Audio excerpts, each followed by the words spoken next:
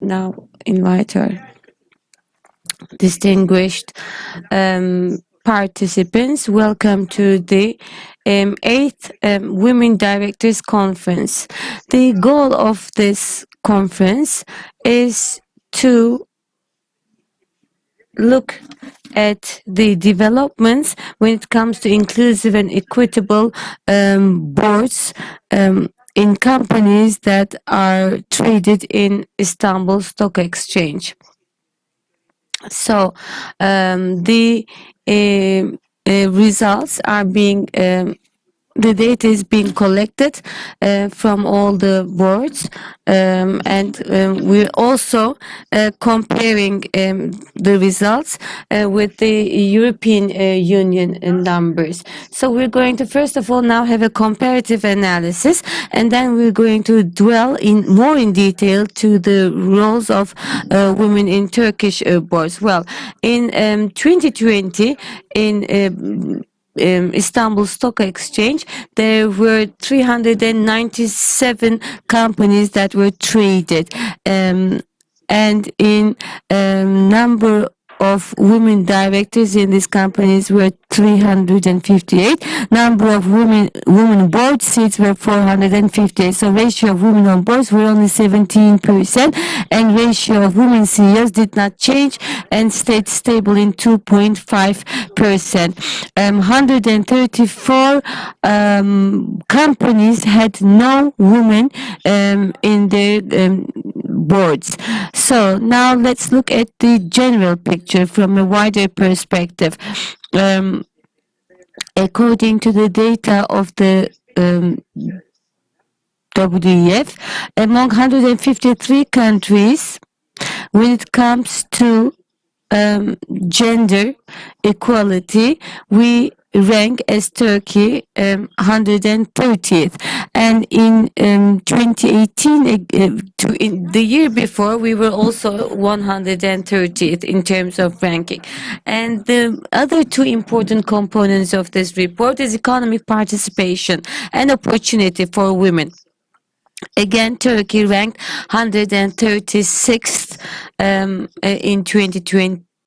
In 2018, we ranked 131st, which means that we actually went back. When it comes to political participation, which is about participation of women in the parliament, we have shown a little bit improvement, but still we rank 109th. We used to rank 113th in 2018. This also means that this also shows us that the political participation of women in parliament is very much interrelated with the existence of women in boards in traded companies. So let's look at the situation in Europe. In Europe, it is 28.8%. This is the women on boards in European listed companies. And in companies that actually apply a legal quota, then it is, of course, higher. The OECD average is 25.5%, and the global average is 19%.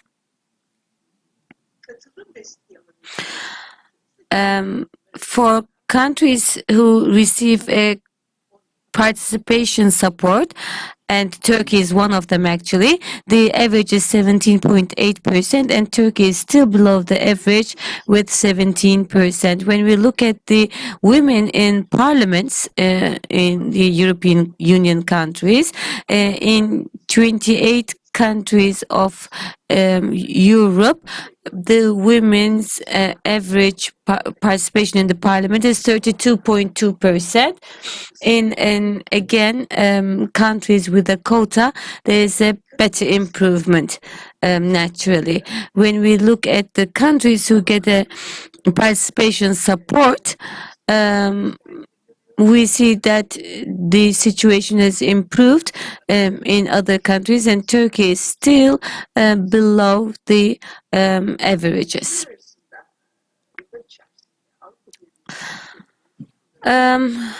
Participation of women on boards in Turkish companies and European companies. How did we develop? As you see, in the years back in the years 2011 and 2012, the situation was much better in Turkey, and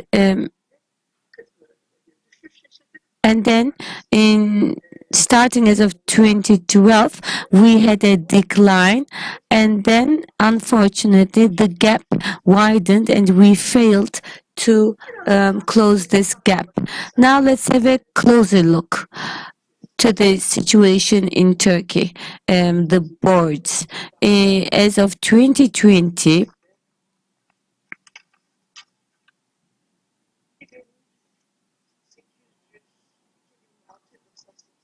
there are in a total number of 2,698 seats in boards. There are 811 independent board members, and 458 of them are women. And we see that the number of listed companies has dropped, and so the number of course the seats that are occupied by women have also dropped, and but there is a marginal improvement vis-a-vis the women in boards of Turkish companies. So women who are also positioned in the boards,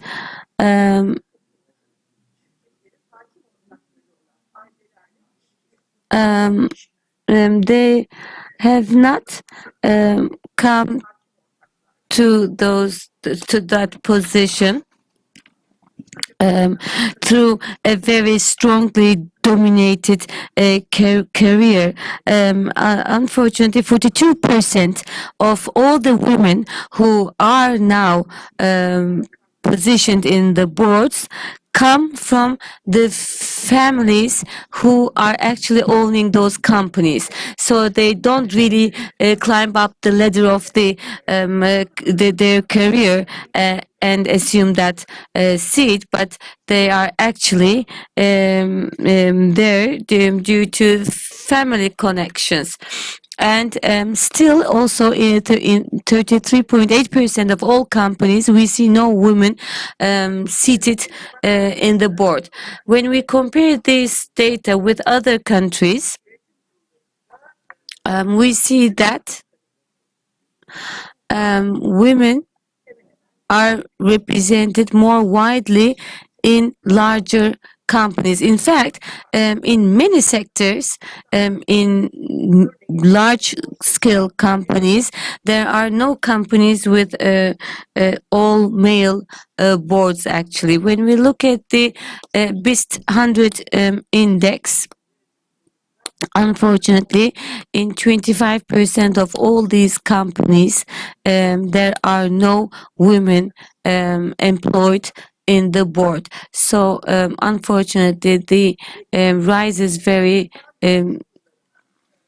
small over the years. So how do female directors enter the board? As I said before, 17% of all the board seats are occupied by women. Independent number of independent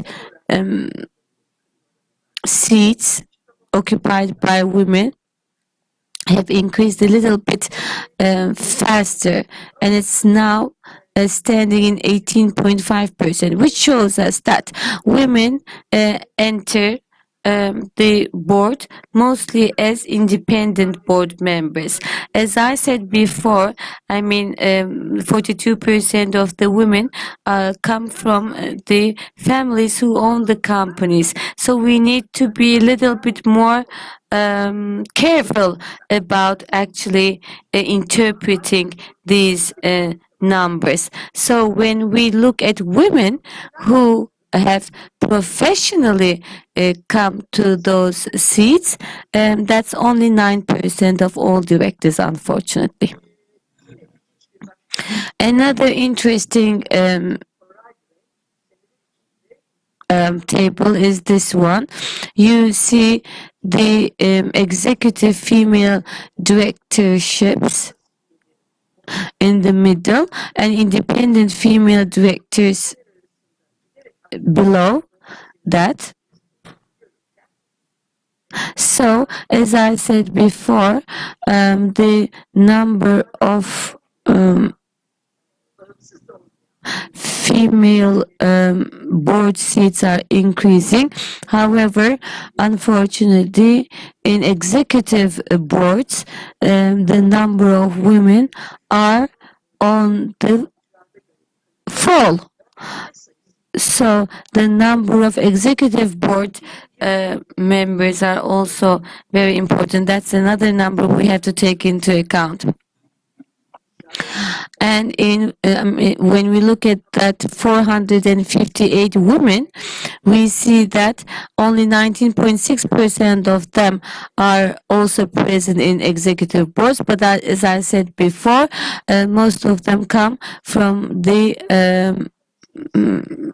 company owner families. When we take that number out, only 6% of the women have occupied seats in the executive board. Again, as I said before, independent board members, female board members number is increasing, but the executive members, number of executive female members have not changed significantly. And this shows actually that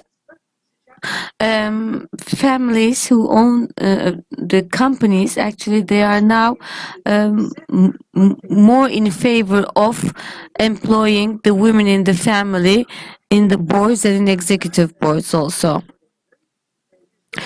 Overview of committee seats occupied by women directors between 2014 and 2020. That's what we're seeing in the table now. And also we see that once the female directors enter the board, they are elected more easily to the committees. In fact, we see that many committee heads are elected from among the women. For instance, 19% of all risk committee heads are made up of women. So this shows us that boards trust in the capacity of women to evaluate risk. And we see that they are now more and more employed in audit committees too.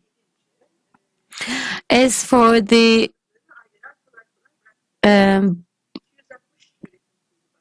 chairman or chairwoman position, we see that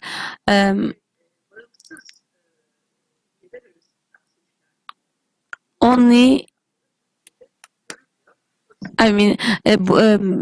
board chairpersons are not mostly elected from the independent board members in Turkey, whereas the situation is different in Europe. And we see that only 9.3% of women occupy the chairperson role in companies. But as I said before, most of them come from the controlling families. Those who have come from a professional background and occupied the board chairperson position is only 2%. This is the number of women CEOs, and as you see, their number has not changed over the years. This is something that we need to pay attention to. In Turkey, many board chair people are also the CEO of the company. I mean, in 57 companies, the chair and the CEO duty are the same. And in fact, this situation is not much different. I mean, ratios are not much different. Sorry, the numbers are not very much different, but the ratios are very different. For instance, when you look at Europe, the percentage for women CEOs is 7.7%, and the world average 5%. Turkey accounts for only half of that. And in chair and presidents, when you look at the EU average, it's 7.5% above Turkey. But still, when we think about how the fact that they're all professionals, so women professionals, are lower when you look at Turkey as well in the managerial positions. But when we look at the executives, those who take part in executive positions in Turkey and in Europe are similar, the same. The main reason is because of the dual. There's a two-level in Germany, France, and they have dual levels, and they don't have at the top level in any executive position. So there's quite a distinction between those who are executives and non-executives. So we should, be precautious when we interpret this figure. Have a look at sectors and sector distribution. Since we've been monitoring this, since the beginning of this whole activity. When we look at the financial index is 18%, it's the highest.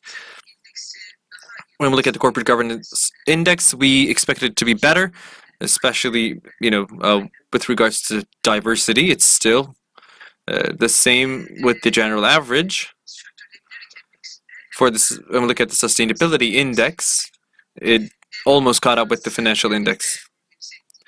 And when we look at the 30% club member companies, with which we organize this conference with, they have 20% in their women members. So in summary, the progress is painfully slow, and women are increasingly appointed to critical roles. We can also say that boards are entrenched, especially when we look at what they are assigned appointed from families. So the transformation takes a lot of time there, and old boards are more entrenched actually. Women enter the board mainly from independent posts, and there's no progress in women in executive roles throughout the years. If we continue at the current pace, and if we move forward with this current policies and structures, achieving 25%, which is the minimum suggested by the board of we hope to actually have to 40% by in 30%, that for us to actually reach that, we have to wait 15 years, and we're going to have to wait 11 years to reach 25%. But that's going to take us 11 years, and it's not something that we can stand behind, especially on the side of women. So what can we do? When we look at the developments in the world and the Turkey and the Turkish side of it, the actually commitment of EU to gender equality has been the key driving force in these activities around the globe. So alignment with EU policies, especially, is really important for us, especially for women and our companies. We see that quotas, is really working. So we can also have these soft laws, maybe enforcing disclosure and reporting, and requiring them to do that. So such regulations, if they can be enforced, they actually do work as well.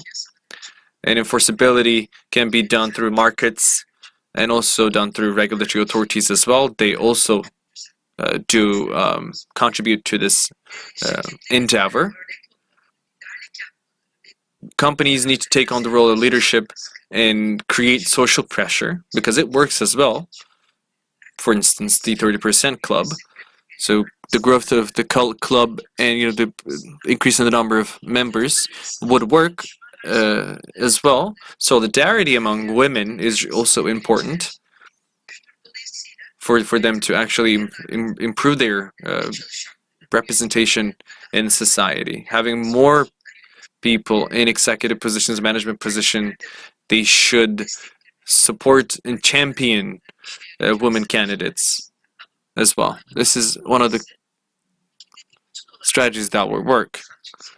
But when we look at, in a holistic perspective, the gender equality in Turkey and the political, there's a political will that is in play as well.